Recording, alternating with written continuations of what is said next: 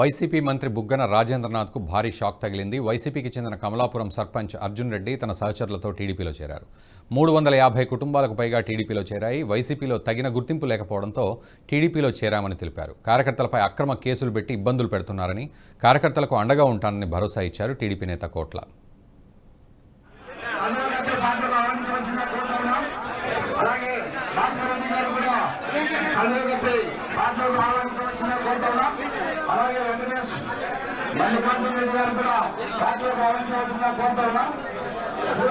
వీళ్ళు అభివృద్ధి లేక డబ్బులతో పునః ప్రయత్నం చేస్తారు.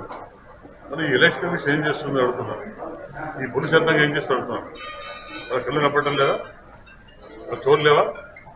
ఇంత ఆకాంతిపై లక్షల రూపాయలు పండుగ తీసుకోకపోతే పోలీసులు ఏం చేస్తారు? ఎలక్షన్ కమిషన్ ఏం చేస్తుంది అంటే వెనకాల ముందని చెప్పి మీరు సంవత్సరం డబ్బులు తీసుకొని ప్రజలు పుట్టారా? మా ఓటర్ని మేము గొర్రెలు ఎవరు ఫస్ట్గా కొద్దిగా వాళ్ళు చేతులు అయినారు. వాళ్ళకి అర్థమైపోయింది ప్రజలు ఎంతో నష్టపోయాయి. నేను రిక్వెస్ట్ చేస్తాను మళ్ళీ ప్రజల తరఫున ఒక డోన్ సందేశం పెట్టి తరఫున ఐఎమ్ రిక్వెస్టింగ్ ఎలక్షన్ కమిషన్ వీళ్ళు.